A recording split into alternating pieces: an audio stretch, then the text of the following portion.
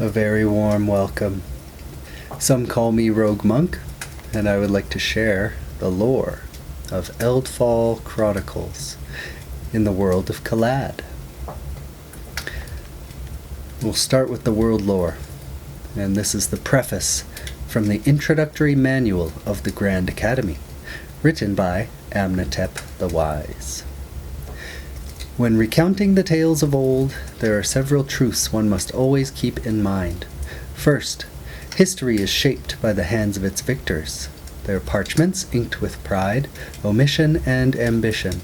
And second, try as we might to tame it, history is an elusive mirror, a thing that reflects not the past itself, but the world we now inhabit. To presume one knows history is to utter the words of a simpleton. Still, I shall do my best to grasp at the frayed edges of time. If I am to begin anywhere, it may as well be at what we believe to be the beginning.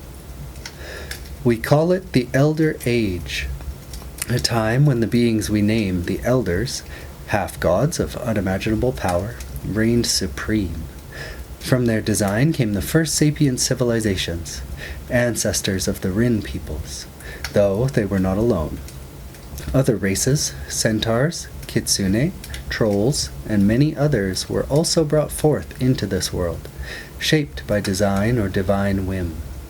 With their great might, the elders also wrought the Arcanum, an eternal tome of knowledge, the cornerstone of what we now call arcana, or, more plainly, magic.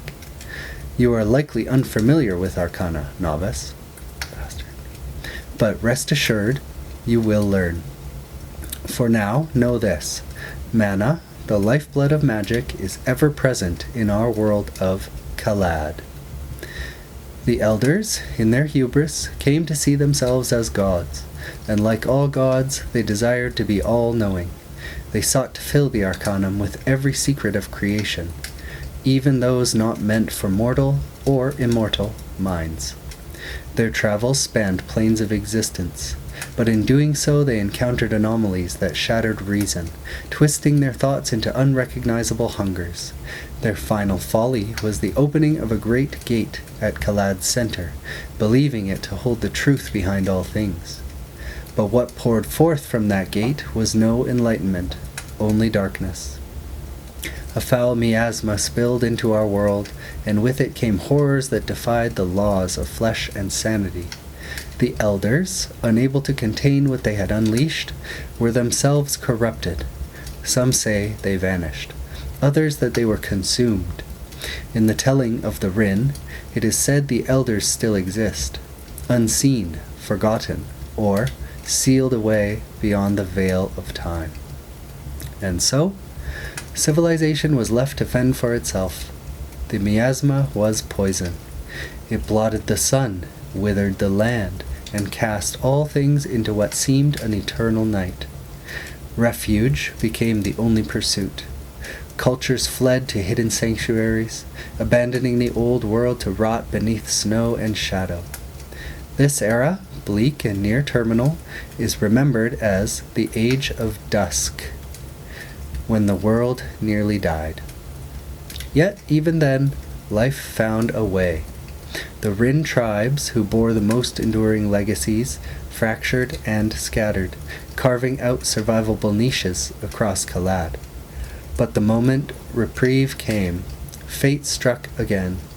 As the darkness at last began to wane, a new threat emerged, an invasion, one not born of our world. Their arrival was swift. They called themselves men, and they came not in peace, but with fire and fury. Bereft of pointed ears, unlike the Rin, these invaders sailed vast vessels and claimed divine justification for their warpath. They saw all things as prey, proclaiming it their sacred task to slay and conquer. Thus began the Crimson Ages, a time of blood-soaked centuries. Some claimed the men had tamed the miasma, even accused us of causing it. I know not the truth of this claim, but something in this world had stirred their wrath. The peoples of Kalad resisted valiantly, and, though the war raged for generations, It did not rage forever. Over time, the tide shifted. Disillusionment spread among the foreign colonies. The northern settlements of the men began to rebel.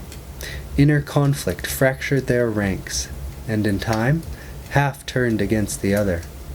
The native Rin, seizing the opportunity, forged an alliance with the dissenting colonials. Together they pushed the invaders back, through the great gate, which they then sealed, deep at the heart of the world. The world as it now stands. Today, Kalad is shaped by 4 great factions, the heirs of these trials and wars. In the north, from the ashes of the foreign colonies rose the Empire of Soga, a realm of iron discipline and ancient feudal order. To the east, on the searing volcanic lands of Thenion, the coalition thrives, fierce, cunning, and forged in darkness. Southward lies the Helian League, radiant and storied, whose people seek to restore balance and enlightenment to a world still haunted by ruin. And in the great western dunes rise the enigmatic and prosperous Sand Kingdoms, mighty, arcane, and of uncertain origin. Though largely composed of men, their connection to the original invaders remains a mystery lost to time. In the wake of the post-war treaties, peace is now tenuously held. Trade flows, and relations remain cordial. Yet beneath the surface, conflict simmers. Memories of blood and conquest run deep. Skirmishes break out between and within factions. For Kalad is a world rich in ancient remnants, terrible secrets, and powerful relics. And, wherever such things exist, so too do motives for war. So then, novice, what is your purpose in the world? What legacy will you carve in the stone of history? Guess we'll have to find out.